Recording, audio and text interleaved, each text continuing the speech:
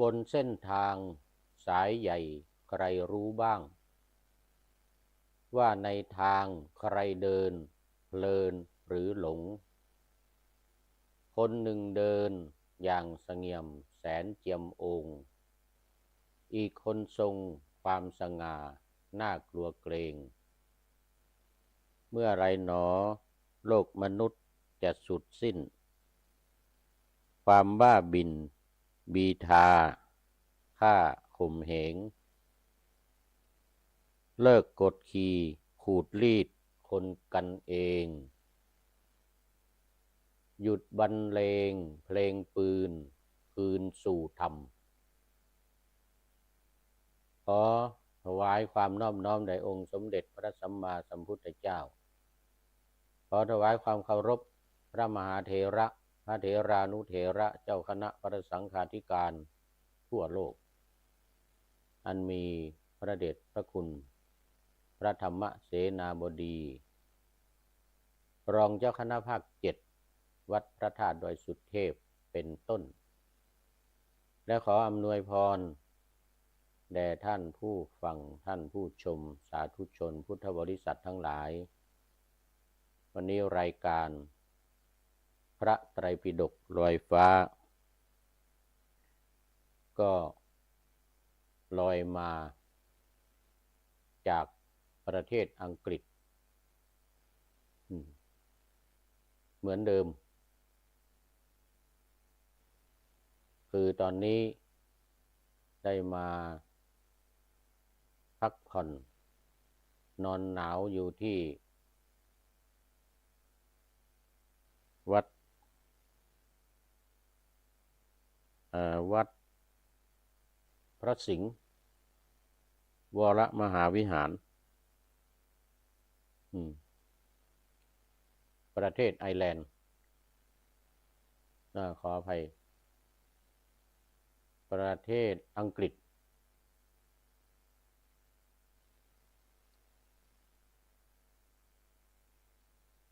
ที่รันคอนอำเภอรันคอนจังหวัดลิเวอร์พูลจังหวัดลิเวอร์พูล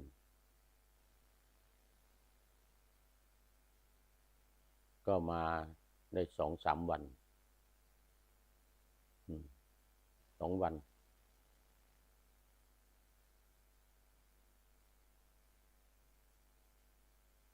ที่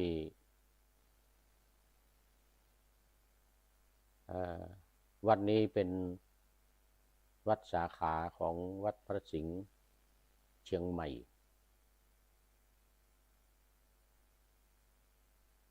ซึ่งมีพระเดชพระคุณพระเทพสิงหวราจารย์รองเจ้าคณะจังหวัดเชียงใหม่วัดพระสิงห์เป็นประธานสร้างขึ้นมาเมื่อ10 กว่าปีที่ผ่านมาปีนี้เป็นปีที่11โดยมีท่านพระครูศรีสิงหกิจวิเทศหรือท่านอาจารย์พระมหาธีรศักดิ์ธีระปัญโยเป็นเจ้าอาวาสในสหราชอาณาจักรก็เรียกกันว่าเป็นประธานสงฆ์คือเป็นเจ้าอาวาสอยู่ที่นี่เป็นประธานสงฆ์แล้วก็มีพระธรรมทูตอีกหลายรูปยังจำชื่อไม่ได้ จำชื่อไม่ได้เนี่ยก็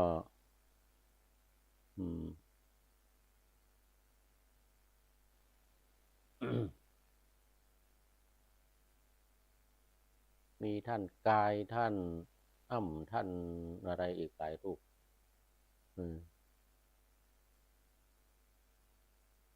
เป็นพระธรรมทูตสายประเทศอังกฤษไอร์แลนด์แล้วก็จะได้มีการจัดกิจกรรมเนื่องในวันมาฆบูชามีการ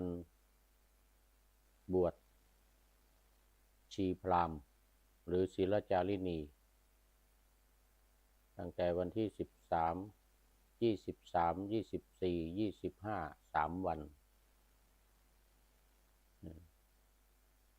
วันที่24เป็นวันมาฆบูชาดังที่เรารู้กันแต่มันไม่ตรงกับวันหยุดไม่ตรงกับวันอาทิตย์ที่ศรัทธาญาติโยม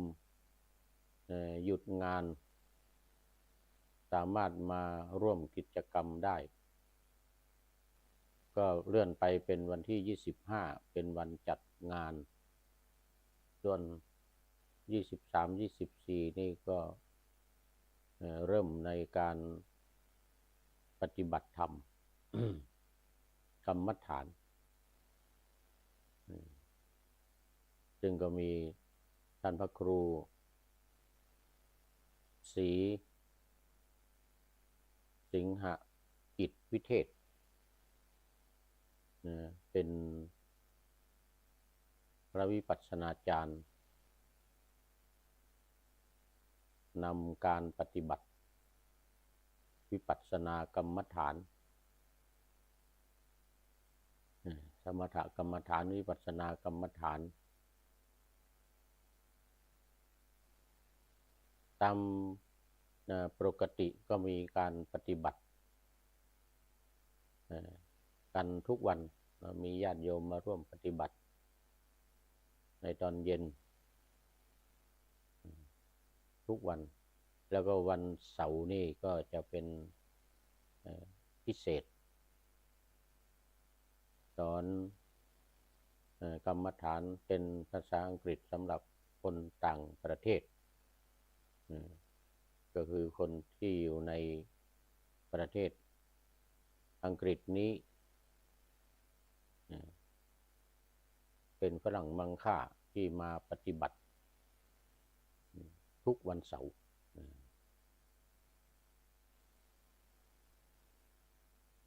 คราวนี้ในการจัดกิจกรรมของ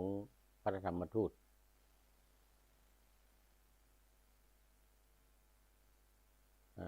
ผู้พูดนี่ก็จะได้มา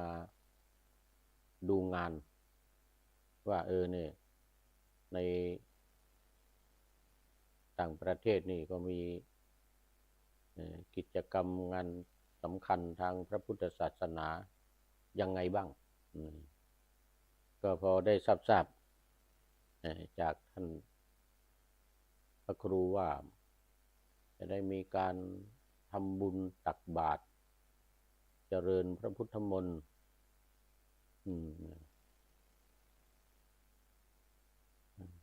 แล้วก็ถวายทานอย่างนี้เป็นต้นในกิจกรรมเดี๋ยวรายละเอียดอย่างอื่นๆจะได้นำมาพูดคุยในรายการ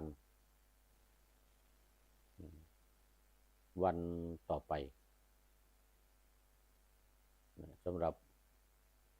กิจกรรมอื่นๆก็ยังมีอีกหลายอย่างที่พระธรรมทูตสายต่างประเทศทำกัน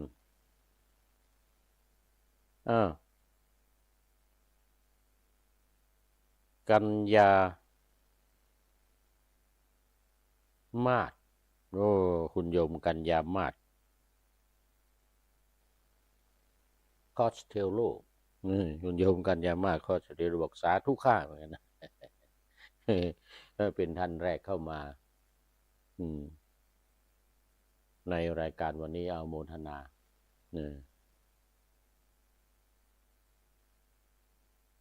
เมื่อ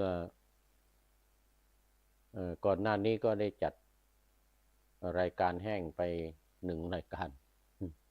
รายการธรรมทัศน์แต่ก็ไม่ได้ดูว่ามีใครเข้ามาบ้างอาจจะขออภัยไม่ได้เตรียมอุปกรณ์ไม่ได้เตรียมอุปกรณ์ไว้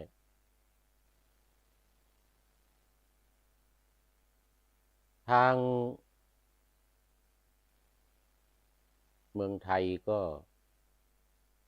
เป็นการออกอากาศสดทางสถานีวิทยุเพื่อการศึกษาพระพุทธศาสนาและวัฒนธรรมวัดฝายหินนะระบบ FM 104.5 มีท่านพระครูสมุวิสุวัตรวรกิจโจเป็นผู้อำนวยการ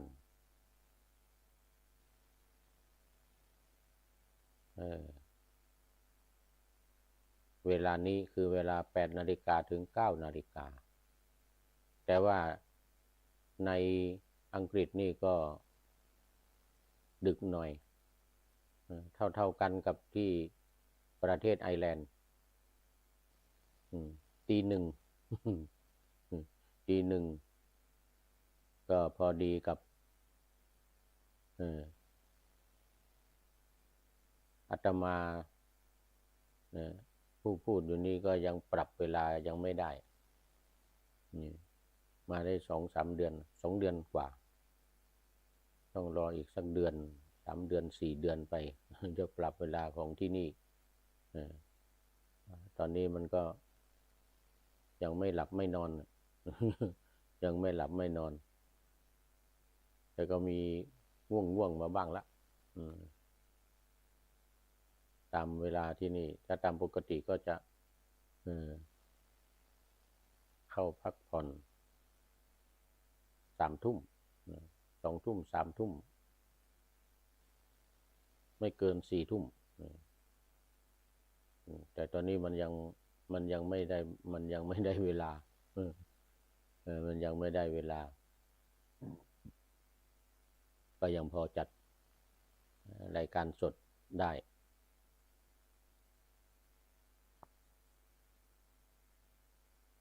สำหรับวันนี้ยังอยู่ในเรื่องเดิมคือพรหมายุพรหมายุพราหมณ์พรหมายุสูตรซึ่งก็อยู่ใน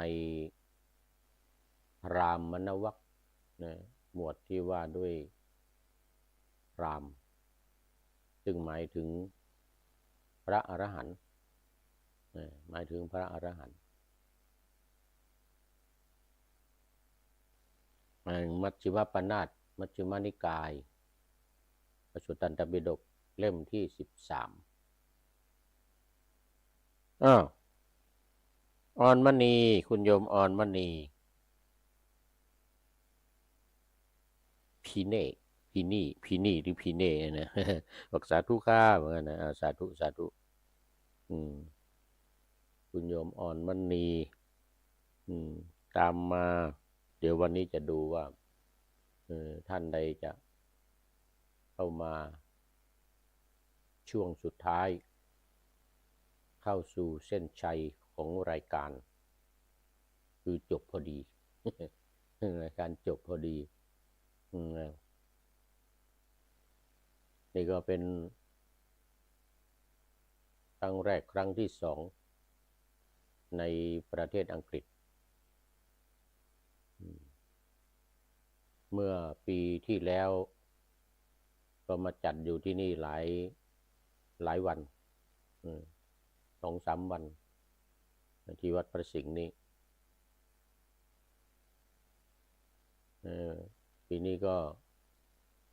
จะได้จัดอยู่อีกหลายวันว่าอีกสัก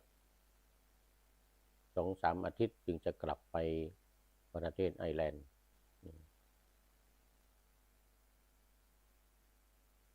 เรื่องของพรหมายุพราหมณ์นี่ก็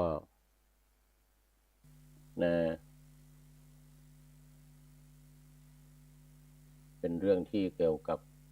พรหมายุพราหมณ์ให้อุตรมานพติดตามดู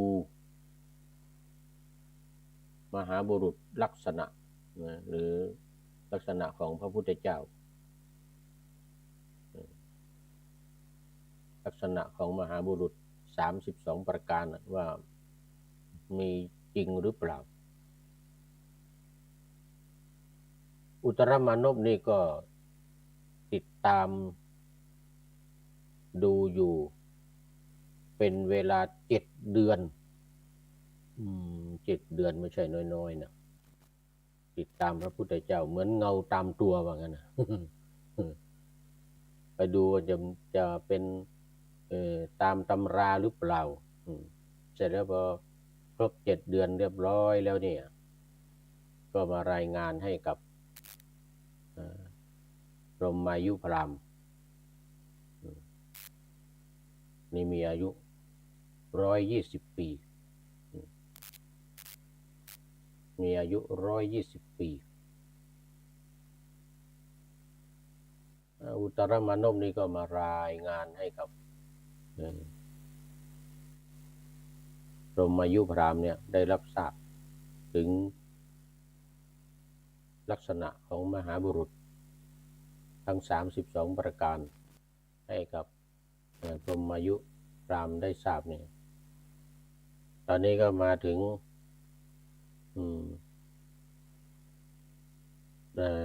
รายละเอียดเกี่ยวกับพระพุทธเจ้าดูละเอียดมากเลย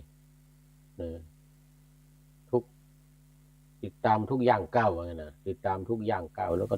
จดจำไว้เรามาถึงอันนี้ก็มาถึงตอนที่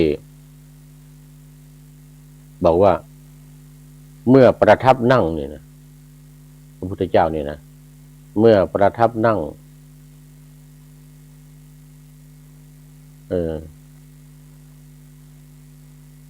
ในหมู่บ้านหรือในระแวกบ้าน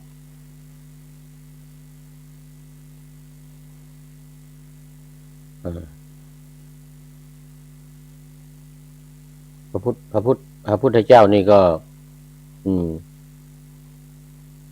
ไม่ทรงขนองมือขนองเท้าไม่ทรงขนองพระหัตถ์พระบาทเหมือนคนทั่วไปที่มือไม้วุ่นวายไปหมดทั้งมือทั้งเท้ายกเท้าก็มี ยกเท้ายกมือ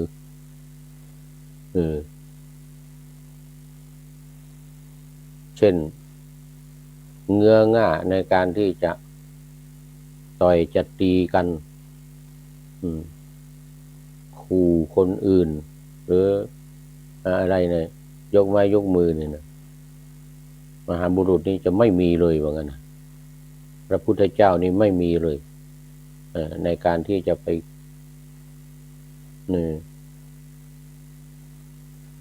ยกเท้าทำท่าจะเตะคนนั้นคนนี้อย่างนี้นะจะถีบจะเตะอย่างนี้นะไม่มี ไม่มีว่างั้นโอ้ก็ติดตามดู7 เดือนน่ะติดตามดู7 เดือนนะทั้งพระหัตถ์ทั้งพระบาทว่างั้นนะโอ้เรียบร้อยวางเรียบร้อยเวลาเดินเวลาเหินนี่ก็เหมือนกับราชหงส์ราชสีห์เหมือนช้างทรงของพระราชาเลยว่างั้นพระพุทธเจ้าเดินนี่มีลีลาการเดินอย่างสวยงามเหมือนกันนะนวยนาถสวยงาม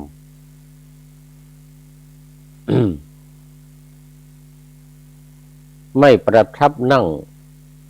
ชันพระชานุอย่างนี้นะหัวเขาไม่นั่งเหมือนหลวงพ่อคูณนะ แล้วไม่กันนั่งแล้วยกเข่าขึ้นเหมือนคนอินเดียคนศรีลังกานี่นะเวลานั่งขนาดนั่งฟังธรรมนี่นะก็นั่งแล้วก็ยกเข่าขึ้นข้างหน้าเหมือนหลวงพ่อคูณน่ะมันนั่งเหมือนหลวงพ่อคูณวันนี้ตอนเย็นวันนี้ก็มีนะเป็นฝรั่งมาทำวัดสวดมนต์ทำสมาธิภาวนาร่วมกับทางวัดวันนี้ตอนเย็นที่ผ่านมาเนี่ยอยู่ทางเมืองไทยอย่าไปงงก็เป็นเย็นเมื่อวาน เป็นเย็นเมื่อวานแต่ในนี้กำลังตีหนึ่งอยู่ตอนเย็นสักไม่กี่ชั่วโมงที่ผ่านมาเนี่ยทำวัดเย็นถึง2 ทุ่ม6 โมงเย็นถึง2 ทุ่มมีฝรั่งมานั่งทำวัดด้วยเสร็จแล้วทำสมาธิภาวนาอะไรเรียบร้อยแล้วต่อในช่วงที่พูดคุยสนทนากันกับพระนี่นะก็นั่งยกเข่าขึ้นนั่งยกเข่าขึ้นเหมือนหลวงพ่อคูณนะทีนี้ฝรั่งนี่แข้งขาเขายาวแข้งยาวขายาวเวลานั่งชันเข่าขึ้นสูงเกินคางนี่เลยเนี่ยสูงขึ้นมาอย่างนี้เลยหัวเข่าสูงขึ้นมาถึงคางเลยเกินคางขึ้นมาอย่างนี้เขาตัวสั้นแต่แข้งขายาวเหมือนกันหมดอ่ะอย่างแขกก็เหมือนกันคนอินเดียคนศรีลังกาบังคลาเทศเนี่ยปากีสถานเนี่ยทั้งหมดอ่ะที่เป็นคน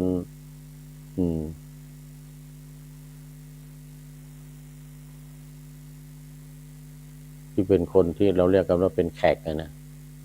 หูขายาวคนตัวใหญ่ตัวสูงแต่เอวสั้นตั้งแต่ช่วงเอวขึ้นไปถึงไหล่เนี่ยนะจะสั้นแต่ช่วงล่างตั้งแต่เอวลงไปถึงขาถึงแข้งเดี๋ยวถึงเท้าเนี่ยยาว เป็นลักษณะนี้ฝรั่งก็เหมือนกันฝรั่งนี่ก็จะลักษณะเดียวกันเวลานั่งชันเข่าขึ้นมานี่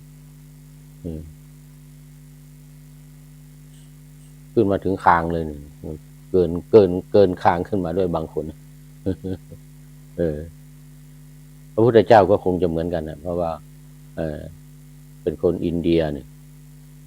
คนอยู่ในแถบชมพูทวีปทั้งหลายเนี่ยเพราะฉะนั้นพระพุทธเจ้าจะไม่นั่งชันเข่าขึ้นจะนั่งพับเพียบเรียบร้อยขัดสมาธิเรียบร้อยไม่ได้นั่งยกเข่าขึ้นมาข้างหน้านี่อะไรอุตรมานพอุตรมานพเล่าให้กับมันให้ฟังพรหมายุพราหมณ์เล่าให้กับพรหมายุพราหมณ์ฟัง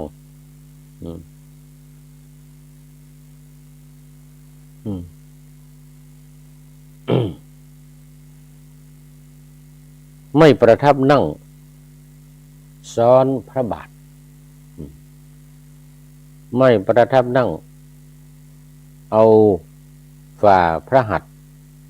ยันพระหนุคือนั่งเท้าคางอย่างนี้นะนี่หนุก็คือคาง ไม่นั่งเท้าคางอย่างนี้ไม่มีเออ ไม่เอามือเท้าคางเมื่อประทับนั่งในละแวกบ้านเนี่ยนะไม่ทรงครั่นครามไม่ทรงหวั่นไหวไม่ทรงขลาดกลัวไม่ทรงสะดุ้งทรงปราศจากโลมชาติชูชันมันเป็นแบบว่าขี้ขลาดขี้กลัวขนลุกขนพองจะยองกล่าวมันไม่ใช่อย่างนั้นนะ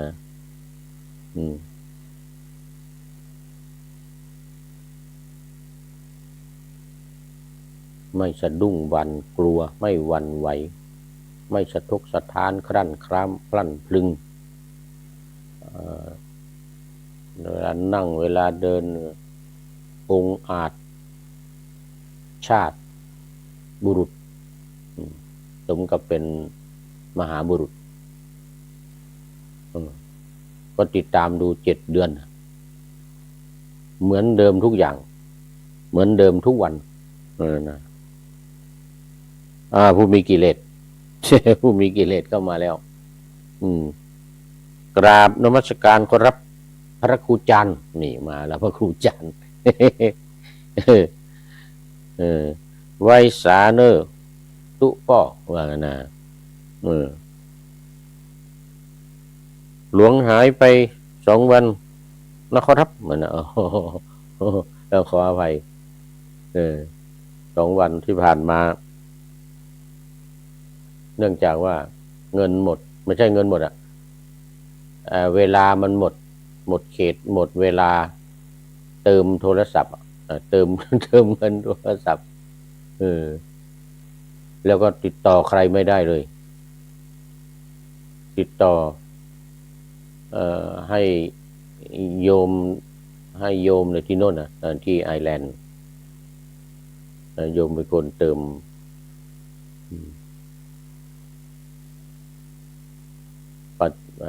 เงินให้เป็นเดือนนะ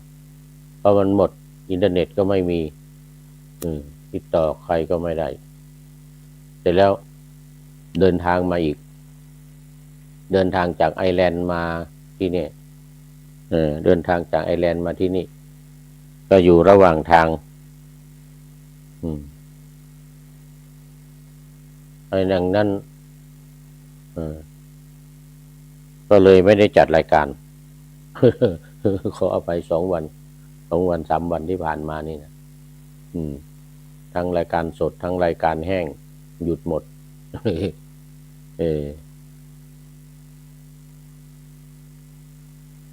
พอใจที่เป็นอยู่อีกชื่อหนึ่งของผู้มีกิเลสพอใจที่เป็นอยู่สาธุหายไป2 วันขออภัยด้วย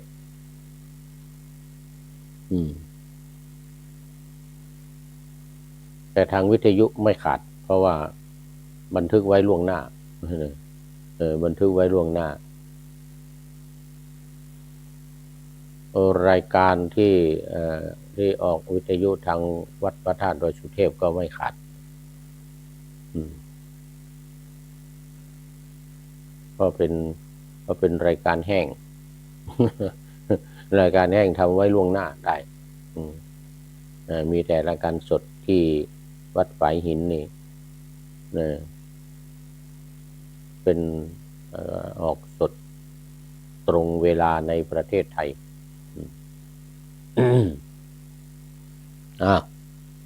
ต่อไปเมื่อทรงรับน้ำล้างบาตรไม่ทรงชูบาตรขึ้นรับดูถึงขนาดนั้นบาตรวางอยู่ข้างหน้าไม่ได้ยกบาตรขึ้นไปรับอย่างนี้เวลามีญาติโยม เอาน้ำมาล้างบาตรมันได้ยกขึ้นอย่างนี้ แล้วก็ดูทุกวันเหมือนเดิมทุกวันไม่มีการเปลี่ยนแปลงเหมือนกันในแต่ละวันกับกิริยาอาการต่างๆที่ว่ามานี้ก็เหมือนกันในแต่ละวันเหมือนเดิม7 เดือนเพื่อให้แน่ใจ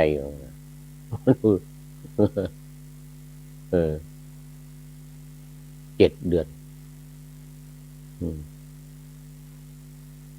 ไม่ทรงลดบาตรลงรับสมมติเรามีคนที่อยู่ต่ำกว่าจะเอาบาตรลงไปรับอย่างนี้ก็ไม่ลดลงไปไม่ทำอยู่ปกติถ้านั่งอยู่บาตรอยู่ข้างหน้าอย่างนี้เป็นปกติ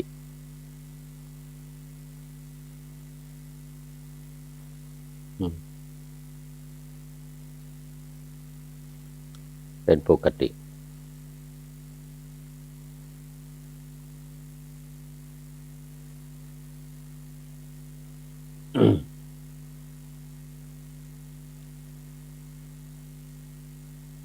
ไม่ทรงยื่นบาตรไม่ทรงยื่นบาตรไปข้างหน้าอย่างนี้คอยรับ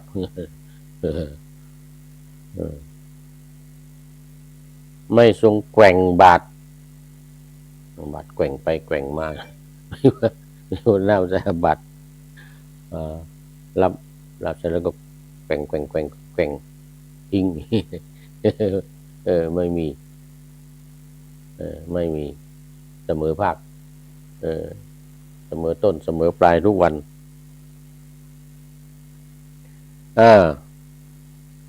ทรงรับน้ำล้างบาตรไม่น้อยนักไม่มากนักไม่ทรงล้างบาตรดังคลุกคลักล้างเบาๆไม่มีเสียงเลยไม่มีเสียงเลยนะไม่ทรงล้างบาตรด้วยวิธีหมุนบาตรน้ำใส่แล้วก็หมุน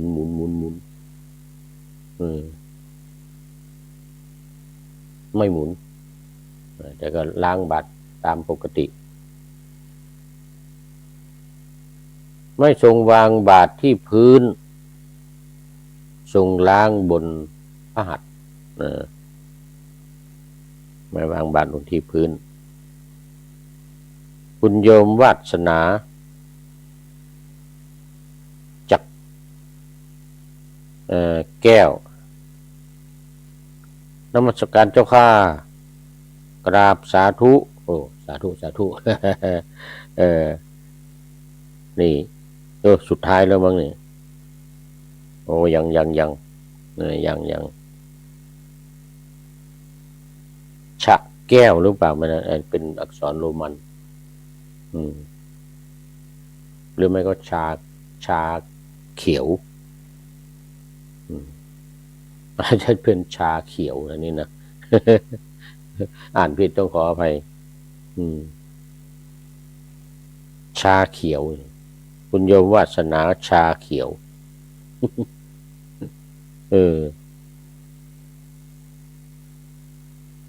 วันนี้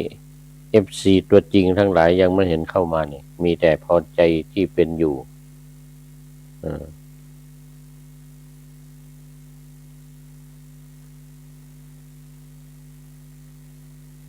พอใจที่เป็นอยู่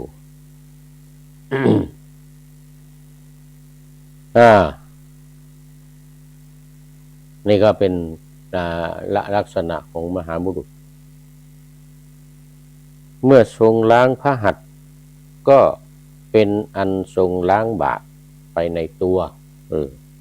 เมื่อทรงล้างบาตรก็เป็นอันทรงล้างพระหัตถ์ไปในตัวเพราะใช้มือล้างบาตรไม่ใช่ว่าล้างบาตรเสร็จแล้วก็ไปล้างมืออีกไม่ใช่งั้นพร้อมๆกันไปเลยทรงเทน้ำล้างบาตรไม่ไกลนักและทรงเทน้ำล้างบาตรไม่ให้น้ำกระเซ็นเทเบาๆไม่ให้น้ำกระเซ็น นะไม่ให้น้ำกระเซ็นวัดพระสิงห์อังกฤษเราไม่วัดพระสิงห์วัดพระสิงห์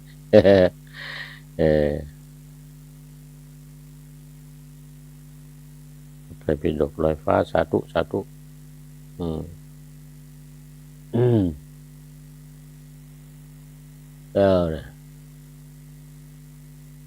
ต่อไปเมื่อทรงรับข้าวสุกไม่ทรงชูบาตรขึ้นรับ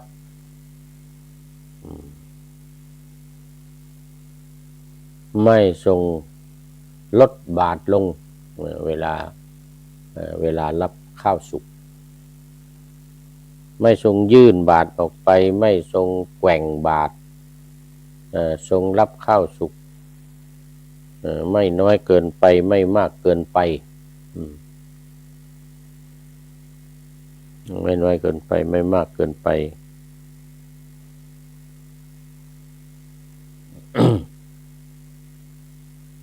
ทรงรับกับข้าวเสวยพระกรยาหารพอประมาณกับข้าวคือทั้งข้าวและอาหารเนี่ยทั้งข้าวทั้งแกงอะไรเนี่ยพอดีกันพอดีกันไม่ทรงทำกับข้าวให้เกินกว่าคำข้าวให้เกินกว่าคำข้าวคือให้เท่ากันพอๆกันทรงเคี้ยวคำข้าวข้างในพระโอษฐ์ 2-3 ครั้งแล้วทรงกลืนคือเคี้ยวให้ละเอียดเคี้ยวให้ละเอียดอย่างน้อยก็ 2-3 ครั้งแล้วก็จึงจะกลืนลงไปอันนี้ก็เหมือนกับในเสกียวัตรที่พระองค์ทรงบัญญัติให้กับ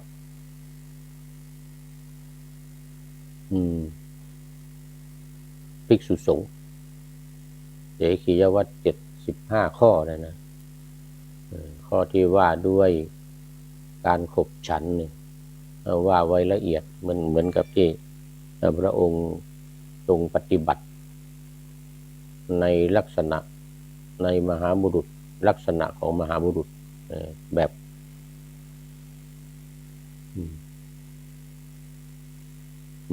เป็นแบบดั้งเดิมหรือแบบเป็นตัวอย่างเป็นตัวอย่างให้ภิกษุทั้งหลายที่บัญญัติไว้ในเรียกอะไรเสกียวัตรคือวัดปฏิบัติเสกียวัตรวัดที่ปฏิบัติสำหรับพระภิกษุสงฆ์สามเณร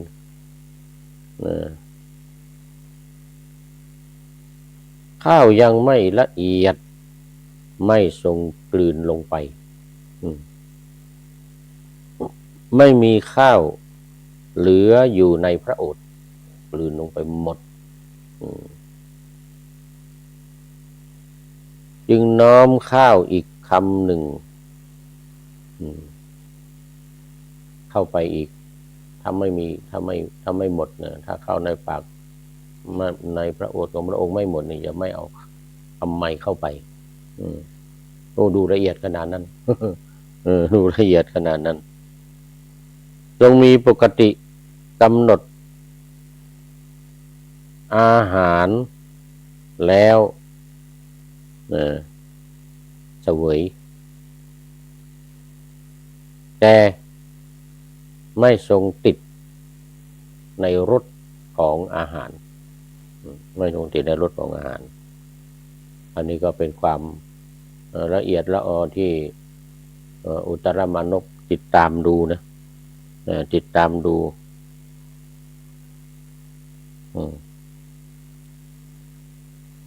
JI Thailand บอกสาธุข้าว่างั้นนะแล้วก็น่าจะเป็นลันล้านะลันล้าธนพรลันล้าธนพรบอกสาธุข้าว่านะ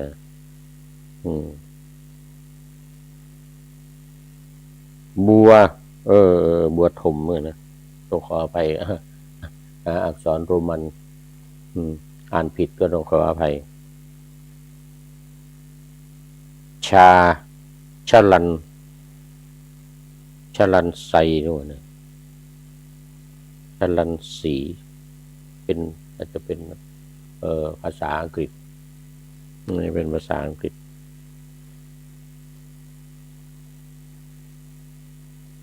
ปฐมมี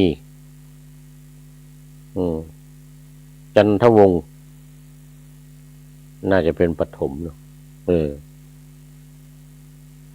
จันทวงศ์บอกสาธุนะแล้วก็คุณเดนเดนเดียวอั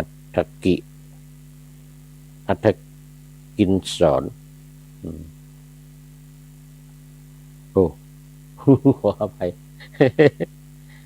สาธุนี่จะสุดท้ายของสุดท้ายของรายการ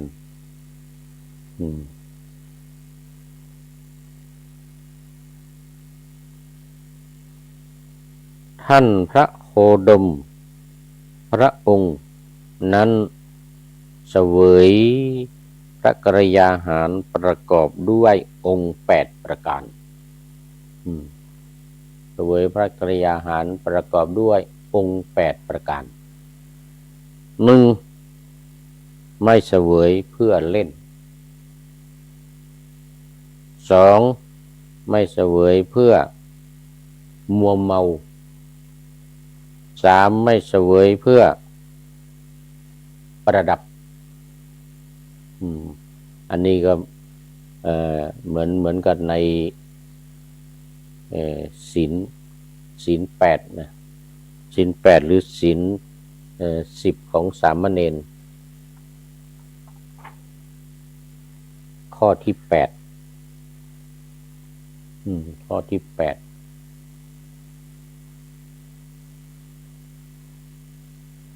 ไม่เสวยเพื่อตกแต่งเสวยเพื่อดำรงวรกายนี้ไว้เรียกประทังชีวิตประทังให้ร่างกายนี้เป็นไป6เสวยเพื่อยังพระชนให้เป็นไปได้ดำรงชีวิตได้7เสวยเพื่อป้องกันความลำบากป้องกันความลำบากหรือเวทนาใหม่ที่จะเกิดขึ้นเหมือนกันในคำพิจารณาอาหารของพระณวันจาเวทนังณอุปาเทศสามิไม่ให้ลำบากอันเกิดจากเวทนาใหม่คือความหิวไม่ให้เกิดขึ้นในการเสวยพระกยาหารของพระพุทธเจ้า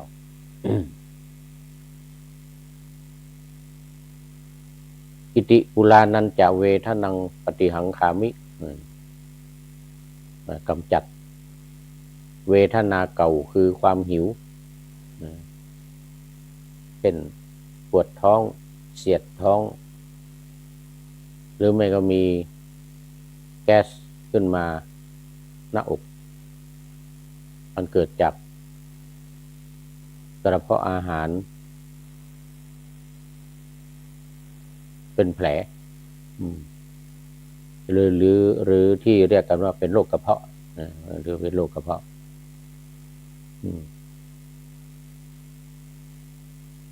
เสวยข้อที่8เพื่อทรงอนุเคราะห์พรหมจรรย์หมายถึงว่าเพื่อปฏิบัติทำกรรมฐานเพื่อปฏิบัติศาสนกิจของสงฆ์ ให้เป็นไปเราเนี่ยนะเรียกว่าเพื่ออนุเคราะห์พรหมจรรย์คือศาสนาของเราคำสอนต่างๆการดำรงรักษาเอาไว้ซึ่งจารีตประเพณีทางพระพุทธศาสนาให้พรหมจรรย์คือศาสนานี้อยู่ยงคงกระพันสืบต่อไปเพราะนั้นการฉันภัตตาหารการเสวยพระกยาหารของมหาบุรุษทั้ง8ประการนี้ก็ถือว่าเป็นลักษณะพิเศษเลยทีเดียวบุคคลทั่วไปทำไม่ค่อยได้ส่วนใหญ่ก็จะกินเพื่อให้อ้วนพีดีงามประดับร่างกายตกแต่งให้สวยงามมาอย่างนั้นนะของคนทั่วไปนี่ของพระพุทธเจ้ามาอย่างนั้น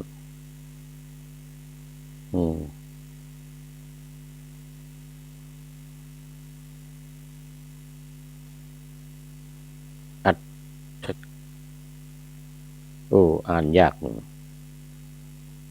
อัฏฐคินสอนอัฏฐคินสอนนะวะนะกินสอนคือสุภพรกินสอนสุภพรสาธุสาธุค่ะนะสาธุสาธุวันนี้ก็เข้ามากันเยอะแล้วนี่เข้ามากันเยอะ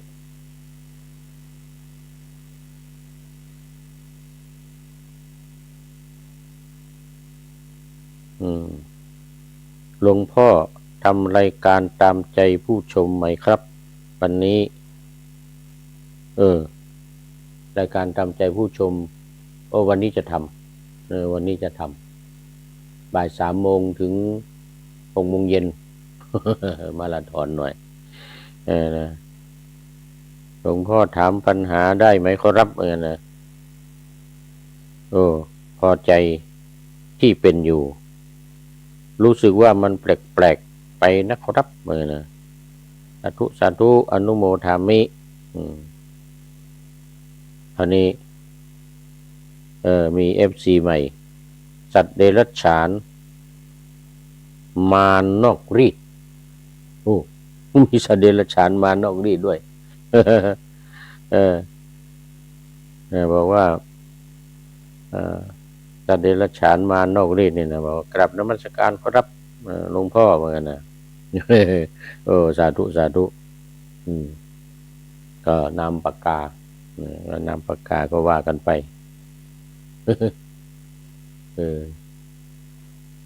มีมีแปลกๆมีแปลกๆบางวันนะบางวันก็มีแปลกๆ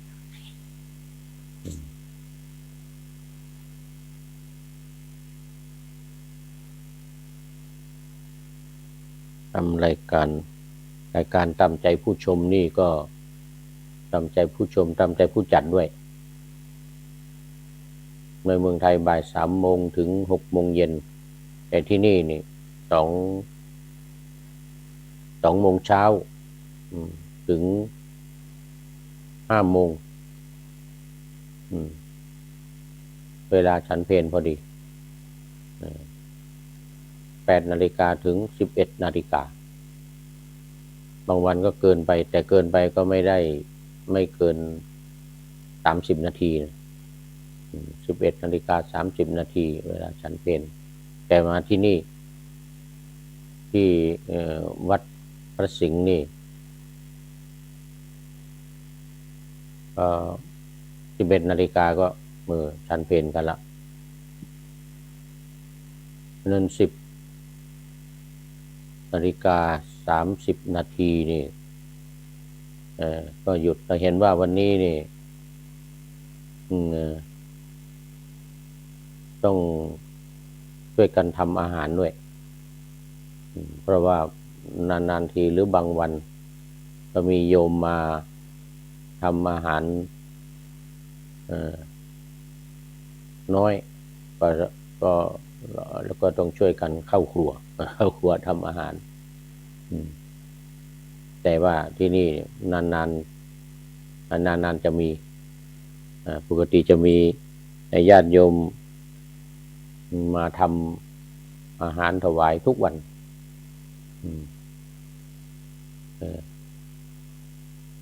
ไม่เหมือนที่ไอร์แลนด์ก็นานๆทีมีโยมทำอาหารสำเร็จรูปทำมาจากบ้านมาถวายแต่ที่นี่ทุกวันที่วัดพระสิงห์นี้ทุกวันยกเว้นบางวันที่มาไม่ได้โยมไม่สบายเจ็บป่วยไม่สบายก็พระก็ช่วยกันทำ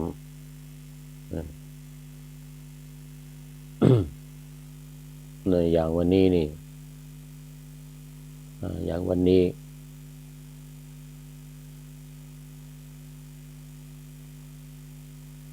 10:30ถ้าทำรายการ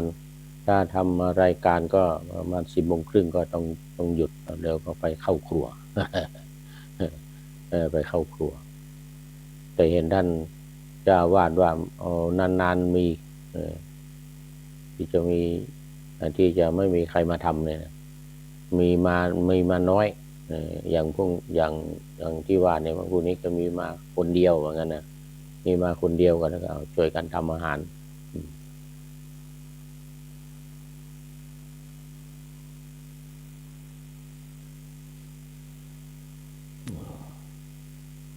นี่พูดถึงลักษณะมหาบุรุษ32ประการแต่ตัวนี้เป็นรายละเอียดมีรายละเอียดมากก็ดูเหมือนกับเป็นเงาตามตัว7 เดือนอุตรมานพหนึ่งถูกบังคับถูกพรหมายุพรามนี่บังคับให้ดูให้ละเอียดจำให้แม่นยำเลยนะดูให้ละเอียดว่าพระพุทธองค์เนี่ยจะทำได้ตามลักษณะของมหาบุรุษไหมจริงไหมที่มีลักษณะของมหาบุรุษเหมือนกันนะเพราะมันหายากในโลก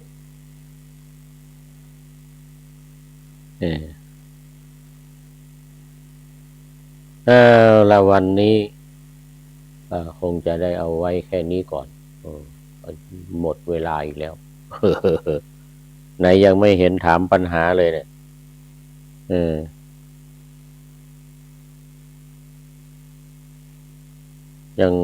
ยังไม่เห็นถามปัญหาพอใจที่เป็นอยู่ยังไม่เห็นถามปัญหา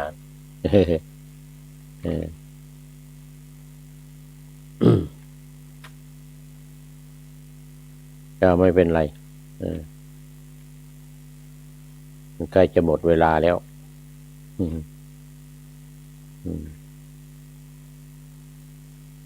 วันนี้ก็ต้องขออภัยท่านผู้ชมท่านผู้ฟัง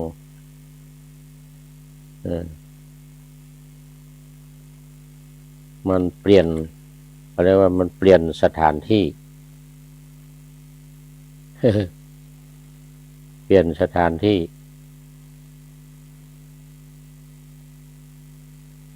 นะ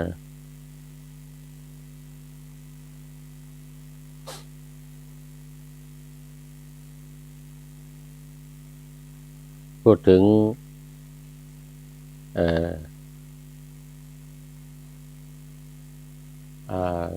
ลักษณะของมหาบุรุษลักษณะของมหาบุรุษนี่ก็หาได้ยากนานทีหลายร้อยหลายล้านปีก็จะมีมหาบุรุษอุบัติขึ้นในโลกอย่างพระพุทธเจ้าดังนั้นก็ รายละเอียดต่างๆก็ยังมีอีกเยอะนะวันนี้ก็เอาไว้แค่นี้ก่อนเดี๋ยววันต่อไปจะได้นำมา พูดคุยสู่กันฟังอีก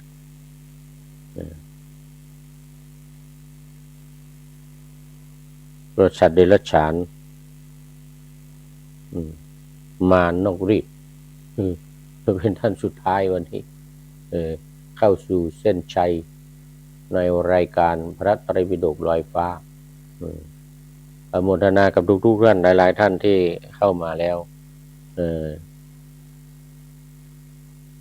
เพราะว่าเวลานานนี้ก็เข้ามาออกไปเข้ามาออกไปยิ่งเป็นรายการตามใจผู้ชมนี่3 ชั่วโมงบางท่านก็เข้ามาได้นานเป็นชั่วโมงเหมือนกันก็มีมันก็2-3 นาที5 นาที10 นาทีขอลาไปทำงานก่อนว่างั้นนะเดี๋ยวรายการยังไม่ทันจบเดี๋ยวเข้ามาใหม่อีกนี่อันนี้ก็โมทนากับทุกท่านได้ช่วยกันแผ่เมตตาให้กับสัตว์โลกทุกคนทุกสัตว์ทุกตัวตนในโลกขอให้มีความสุขกายสบายใจอย่ามีเวรมีภัยอย่าเบียดเบียนกันรักษาตัวตนให้มีความสุขตลอดไปอันเวลานาทีมีน้อยนักรายการจักต้องพรากลาพาล่องหนนำพระไตรปิฎกจากทุกภาคชนแต่จะวนมาให้ฟังครั้งต่อไปรายการนี้มีทุกวันนะท่านจ๋าเชิญเข้ามาฟังเถิดทำเลิศหลาย8 โมงตรง5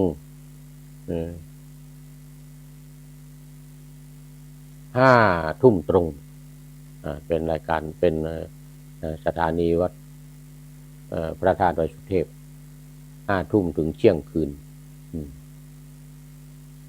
5 ทุ่มตรงส่งเสียงดังฟังสบายฟังบรรยายไตรปิฎกสาธกธรรมขอทุกท่านหลับฝันดีคืนนี้นะขอทุกท่านสุขีวันนี้นะพรุ่งนี้จะมาบรรยายให้ดื่มด่ำด้วยกาบกลอนคำฉันประพันธ์พร่ำเป็นระบำทำบันเทิง